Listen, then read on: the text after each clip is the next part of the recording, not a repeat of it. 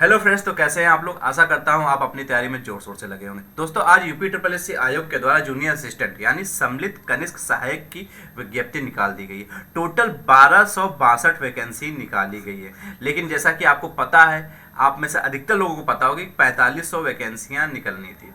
Total 4500 vacancy निकलनी थी। मेरी नाराजगी यही है कि यूपी ट्रिपल एस सी कभी कभार खेल कर देता है, यही बहुत बुरा लगता है। अब इन्होंने क्या किया है, आप लोग को मैं जानकारी दे रहा हूँ कि 2021 को दो भागों में डिवाइड कर दिया है। 2021 के पेट से होगा जो अभी निकाला है, 1262 वैकेंसी जो है ये 2021 के पेट से होगा। और जो 2022 का जो पेट अभी एग्जामिनेशन करवाया गया है, बाकी बची वैकेंसियां उस पेट के द्वारा भरी जाएंगी। तो इन्होंने भी एक खेल खेला है। 4500 वैकेंसियां थी, 1262 इधर कर दिया, क्योंकि इनको 2022 वाले पेट में भी दिखाना है कि उसमें भी कुछ विज्ञप्तियां मिले, उसमें कुछ भी बच्चों को मौका मिले 2022 वाले पेट वाले बच्चों को। तो इन्होंने एक तरह से गेम खेला। अब आप सोचिए ये क्या उचित था या नहीं उचित था, लेकिन आपको मैं सही जानकारी दे रहा हूँ। 4500 वैकेंसी थी और इन्होंने दो भागों में डिवाइड कर दिया। 2021 में 1262 वैकेंसी निकाल दिया है और 2022 में बाकी बची हुई वैकेंसियाँ ये निकालेंगे। इस तरह का खेल किया है। अब जो इनका जो विज्ञप्ति इन्होंने पूरी निकाली है, इसके बारे में थोड़ा सा हम लोग जो इंपॉर्टेंट चीज़ें हैं, जो अधिकतर आप लोग मिस कर देते हैं, वो चीज़ें हम लोग देख लेते हैं। और 2019 में जो विज्ञप्ति आई थी, 2019 में आई थी, करीब 1403 आई थी, ठीक है ना। 1403 सीटें थी, इससे ज़्यादा ही थी। आज आई हैं 1262 और पिछली बार आई थी 1403 सीटें।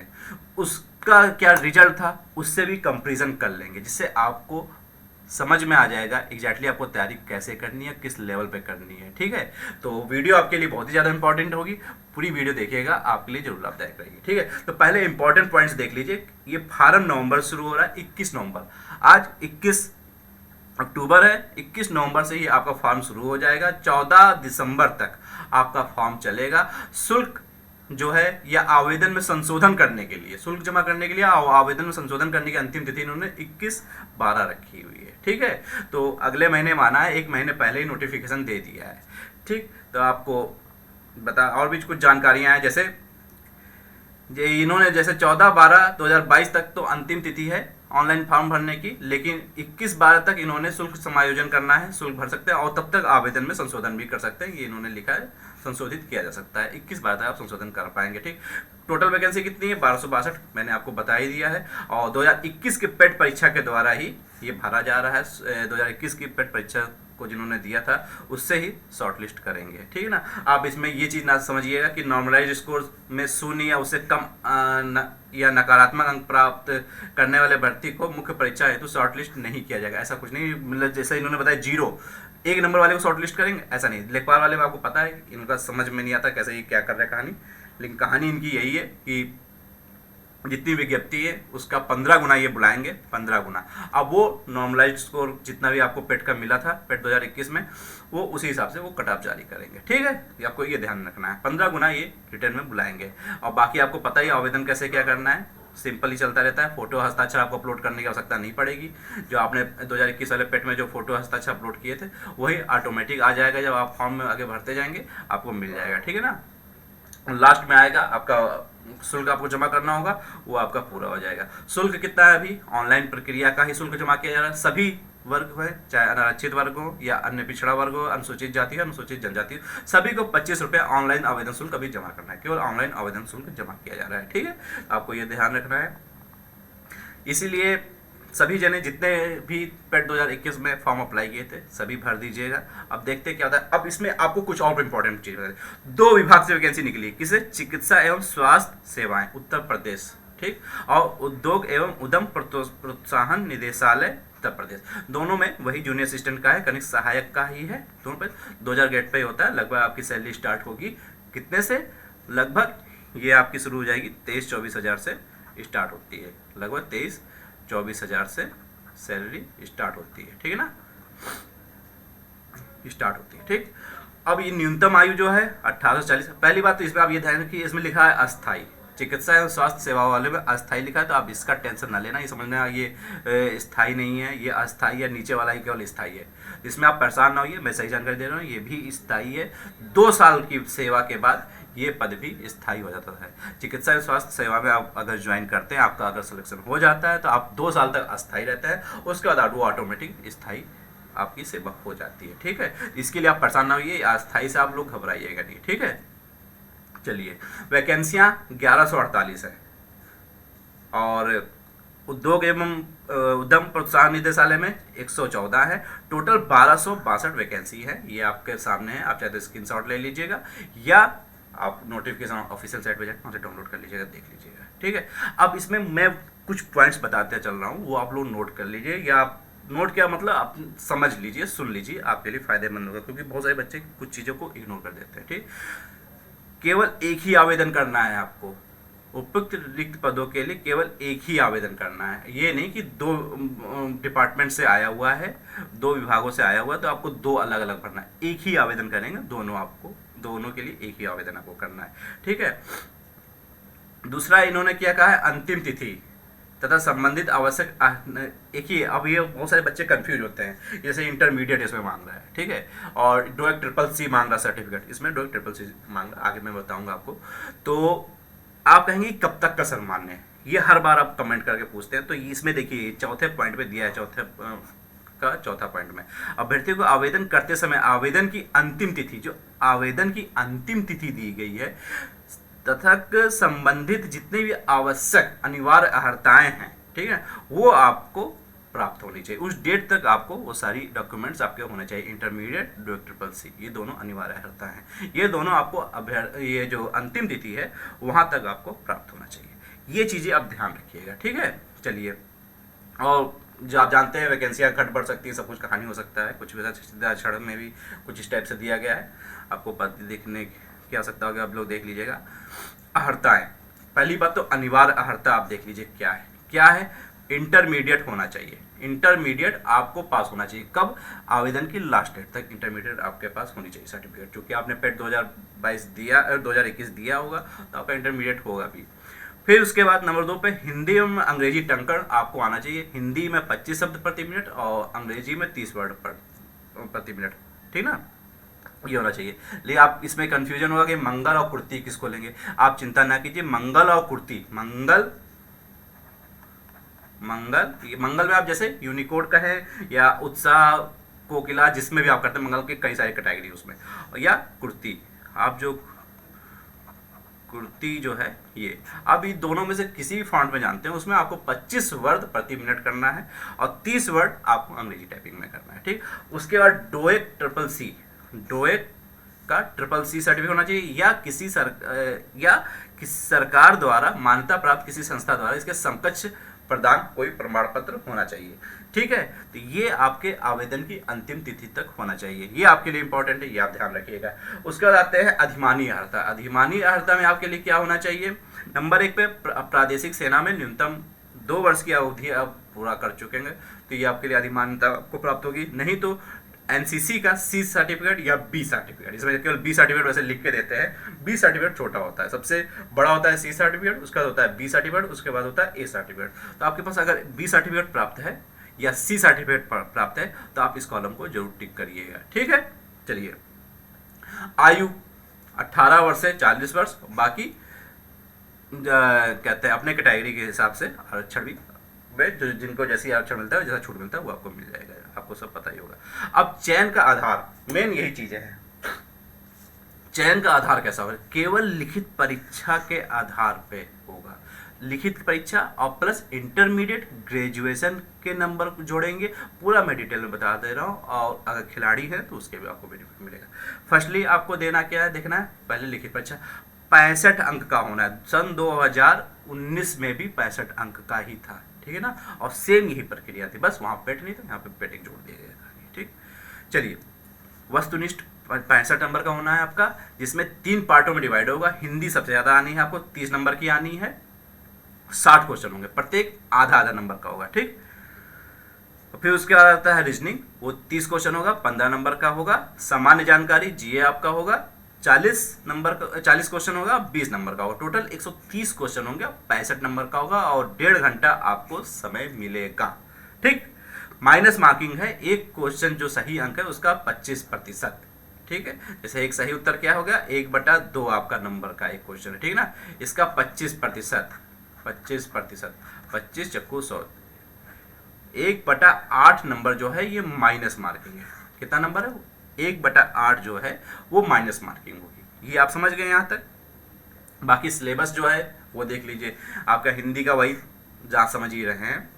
पहली बात, आप सिलेबस से पहले आप यहाँ पे देखिए, पहले कंपेरिजन देख लीजिए इसका, कि देखिए 65 नंबर का आपका रिटर्न होना है, ठीक है, 65 नंबर का रिटर्न होना है। उसके बाद देखिए इंटरमीडिएट के मैक्सिमम 20 नंबर मिल रहे हैं और ग्रेजुएशन के 10 अंक। मैं आपको समझा दे रहा हूँ, अगर आपने 65 अंक का आपका रिटर्न हो गया, उसके बाद आपका टोटल 100 नंबर का पूर्णांक होना है, टोटल 100 नंबर का पूर्णांक होना है, ठीक।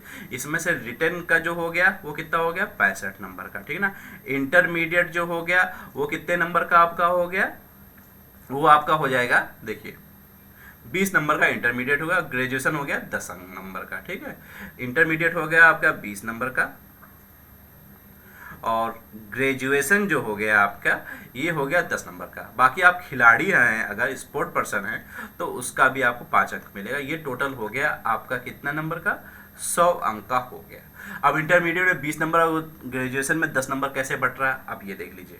इंटरमीडिएट में अगर आपने 60% प्लस नंबर लाए हैं, 60% प्लस नंबर लाए हैं तो आपको 20 नंबर मिलेगा। अगर 45% से मतलब 45% से लगाकर और 60% तक लाएं, इन दोनों के बीच में है, तो आपको 15 अंक मिलेगा। और इसके अलावा नीचे 33% से नीचे तो फेल होता है, तो 33% से और 45% के बीच में आए हैं तो 10 नंबर मिलेगा, 20 में 10 नंबर मिलेगा, ठीक। स्नातक वाले में भी यही कहानी है। अगर आपने 60% प्लस नंबर लाया है, 60 नंबर प्लस नंबर लाया है तो आपको 10 नंबर मिलेगा। वहीं 45 से प्लस और 60% से नीचे लाए हैं तो 8 नंबर मिलेगा, और 33% प्लस और उससे नीचे मतलब 45% से नीचे अगर नंबर है तो आपको 5 अंक मिलेगा। टोटल आपको ये हो गया। और खिलाड़ी, अगर आप अंतर्राष्ट्रीय खिलाड़ी, बहुत कम नंबर मिलता है, बहुत कम बच्चों को मिलता है। अंतर्राष्ट्रीय कोई खिलाड़ी होगा तो इस पर तो भरेगा नहीं, पहली बात। 5 अंक का अगर अंतर्राष्ट्रीय खिलाड़ी है तो 5 नंबर मिलेगा। अगर राष्ट्रीय स्तर के खिलाड़ी है मात्र तो आपको 4 नंबर मिलेगा, और उसके अलावा राज्य स्तर के खिलाड़ी है तो 3 अंक मिलेगा। और यदि विश्वविद्यालय, कॉलेज या स्कूल स्तर के खिलाड़ी रहे होंगे आप, उनके उसका सर्टिफिकेट आपके पास होगा तो 2 अंक मिलेगा। इसका सर्टिफिकेट होना जरूरी है, ठीक है। तो ये आपका टोटल बन गया किस तरह, ये मैंने आपको समझा दिया। अब इसका कंपेरिजन करिए 2019 में जो आई थी जूनियर असिस्टेंट की वैकेंसी, उससे कैसे। देखिए 2019 में जो आई थी, देखिए ये जरूरी है आपके लिए, ठीक है ना। इससे आप कंपेरिजन करेंगे और समझ पाएंगे कि लगभग कट ऑफ कहाँ तक जा सकती है। 2019 में आई थी 1403 वैकेंसी आई थी, 1403 वैकेंसी आई थी। इस समय 1262 वैकेंसी आई है, ठीक है ना। इस समय के हालात, उस समय जो कट ऑफ गई थी जनरल की, जो गई थी वो आपकी गई थी 75.8 नंबर 100 में से। आप ध्यान रखिएगा, ये टोटल 100 में से मैं बता रहा हूँ, मतलब 65 नंबर का रिटर्न, इंटरमीडिएट का 20 नंबर, ग्रेजुएशन का 10 नंबर और स्पोर्ट का 5 नंबर। टोटल 65, टोटल 100 नंबर, 100 में से 75.8 नंबर गई थी, मतलब सामान्य कैटेगरी की। और उसके बाद EWS वालों की जो कट ऑफ गई थी वो गई थी 72.73%। और मतलब नंबर, सॉरी नंबर, प्रतिशत भी कहिए तो बात वही हो गया। और OBC का कितना गया था, OBC का गया था कट ऑफ 74.4%। और फिर SC का गया था कट ऑफ 70.49%। और फिर ST कैटेगरी का गया था 62.5। और फीमेल का, महिलाओं का गया था 75.8, ठीक है, 75.8 महिलाओं का और सामान्य कैटेगरी का दोनों का बराबर गया था, ठीक है। EWS का 72.73 गया था। तो ये कंडीशन थी जब आपके पास 1403 वैकेंसी थी, 2019 में था। कंपटीशन हर साल दर साल 2 गुने रफ्तार से बढ़ता है, आपको पता है। इस बार वैकेंसी भी थोड़ी कम है। ये एक चीज़ का आपको बेनिफिट है कि 2022 के जो लड़के हैं, जो मतलब जो बच्चे जिनका, या आप कहिए पेट 2021 का पेपर छूट गया था या उस समय वो नहीं थे, एलिजिबल नहीं थे उसके लिए, उन बच्चों से आपका कंपटीशन नहीं होगा। लेकिन फिर भी कंपटीशन काफ़ी अच्छा होगा, ये मान के चलिए। आपको 65 नंबर में से कितना स्कोर आप करेंगे, जो आप लगभग 75 तक पहुंच जाएंगे। इंटरमीडिएट का आपको इसको पता होगा आप 20 में से कितने नंबर गेन कर रहे हैं। ग्रेजुएशन में आपको पता होगा 10 नंबर में से कितने नंबर गेन कर रहे हैं। स्पोर्ट वाला आपको पता होगा कितने नंबर 5 में से गेन आप कर रहे हैं। उसको आप जोड़ लीजिएगा, उसके बाद आपको समझ में आ जाना चाहिए कि 65 में से आप कितने नंबर ला सकते हैं। उसके बाद आप 75 प्लस अगर नंबर ला रहे हैं तभी आप अपना सिलेक्शन कन्फर्म मान के चलिएगा। ठीक है, ये स्थिति है वर्तमान की। ठीक है, सिलेबस आपका वही सिंपल सा है जैसा कि आप समझते हैं। हिंदी में भी वही 10th क्लास के लेवल आपका होना चाहिए। माध्यमिक स्तर का जो होता है वो पूछा जाएगा। सामान्य बुद्धि परीक्षण आपका रीजनिंग भी सिंपल ही आना है, ज़्यादा इन्होंने डिटेल में दिया भी नहीं है इसीलिए। और सामान्य जानकारी जीए भी आपका सिंपल ही होगा, उतना कोई टफ लेवल का नहीं होता है। और इसके बारे में मैं अलग से वीडियो, इसके सिलेबस के बारे में डिटेल में, क्योंकि पिछले पेपर से भी आपको कंपैरिजन करना चाहिए, उससे आपको पता चलेगा कि सिलेबस में क्या क्या है एग्जैक्टली, वो उससे मैं आपको कंपैरिजन में बता दूंगा। ठीक है, तो आपको डिटेल में इसके लिए अलग से मैं वीडियो प्रोवाइड करवा दूंगा अगर आवश्यकता लगेगी तो। ठीक है, तो ये रही स्थिति, ये आपको पता चलेगा। टोटल वही 65 नंबर का प्रथम चरण हो गया। द्वितीय चरण मतलब आपका वही 35 नंबर का अर्हता हो गई एक तरह की, कि आप कितने कितने नंबर पाए हैं इंटरमीडिएट, ग्रेजुएशन और उसमें कहते हैं स्पोर्ट में। ठीक है, तो आपका 100 नंबर का हो गया। बाकी टंकण परीक्षा जो है, टाइपिंग जो है, वो केवल क्वालिफाइंग है, उसके कोई नंबर नहीं मिल रहे हैं। और आपको हिंदी भी करना है प्लस इंग्लिश भी करना है। हिंदी में आपको 25 लाने हैं शब्द करना है प्रति मिनट, और इंग्लिश में 30 करना है। हिंदी में ये टेंशन नहीं है कि केवल आप कुर्ती जानते हैं, जैसे कि अभी यूपी पीसीएल का आया था जिसमें केवल कुर्ती वाले ही कर सकते थे, मंगल वालों के लिए वो नहीं था। ठीक है, यहाँ पे ऐसी कोई टेंशन नहीं है। अगर आपको मंगल आता है तो भी अच्छी बात है, कुर्ती आता है तो भी ठीक है। ठीक है, ये आपकी स्थिति रही। 15 गुना ये बुलाएंगे, 1262 वैकेंसी है जिसका ये 15 गुना ये रिटर्न में बुलाएंगे, रिटर्न के लिए। ठीक है, उसको क्वालिफाई करेंगे। चलिए, तो मेन यही सब पॉइंट था, कुछ उतना बड़ी चीज़ नहीं थी। कुछ बच्चे प्रश्न कभी कभार पूछते हैं जो मतलब कि अन्य डिपार्टमेंट में, जैसे मैं भी एक डिपार्टमेंट में जॉब कर रहा हूँ, उसे वो भी अन्य डिपार्टमेंट में, और इसके लिए वो अप्लाई करना चाहते हैं, तो उनके लिए कंडीशन है, तो उनको 5 वर्ष की आयु की छूट मिलती है। ठीक है, अगर राज्य सरकार के अंतर्गत आप किसी डिपार्टमेंट में जॉब कर रहे हैं और इसके लिए अप्लाई करना चाहते हैं तो उनको 5 साल की छूट मिलेगी।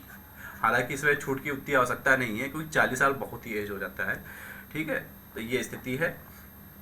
और एक और चीज़, बहुत सारे बच्चे कंफ्यूज हो जाते हैं कि बहुत सारे बच्चों का ऐसा होता है कि आधार कार्ड जो है उस पर डेट ऑफ बर्थ कुछ और हो जाता है, हाई स्कूल पे कुछ हो जाता है। लेकिन एक बात मैं बार बार कहता हूँ, आप लोग मतलब सीरियस नहीं रहते हैं, लेकिन आपका जो जन्म तिथि है वो केवल हाई स्कूल के मार्कशीट से ही मानी जाती है।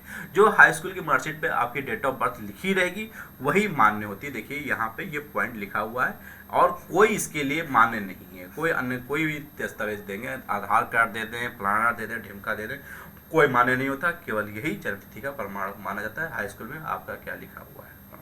ठीक है, तो यही चीज़ है। और कुछ तो इसमें कुछ बताने लायक मुझे कुछ लगा नहीं, जितना मुझे लगा मैंने आपको बता दिया। अगर आपके अंदर फिर भी कोई इससे प्रश्न है इस विज्ञप्ति में, कोई चीज़ आपको पॉइंट नहीं समझ में आ रहा तो आप कमेंट बॉक्स में लिखिएगा, और चैनल को जरूर सब्सक्राइब कर लो, जिससे मेरा भी मनोबल बढ़ेगा वीडियो बनाने के लिए। और तो मुझे नहीं लगता इसमें कुछ बताने लायक चीज़ है। तो बस ये मुझे बहुत बुरा लगा कि कहाँ 4500 वैकेंसियाँ आनी थी, 4500 वैकेंसी आनी थी और आई है 1262। इन्होंने गेम कर दिया। 2021 वाले भी पेट को भी खुश कर दे, 2022 वाले को भी थोड़ा सा मौका बना ले, क्योंकि 2022 वाले में भी तो कुछ वैकेंसी ने निकालनी होंगी। पता लगा केवल पेट की परीक्षा करवाई, फिर 2023 का पेट का डेट आ गया, तब तक कोई वैकेंसी नहीं है। उसके लिए इन्होंने कर दिया, 4500 को 2 भागों में डिवाइड कर दिया, 1262 अभी निकाल दिया, बाकी वैकेंसी आपकी 2022 में मिलेगी। ठीक, तो इतना ही देना था डिटेल आपके लिए। ये वीडियो आपको कैसी लगी? अगर कुछ आपको प्रॉब्लम है, कोई चीज़ आप पूछना चाहते हैं तो कमेंट बॉक्स में लिखिएगा।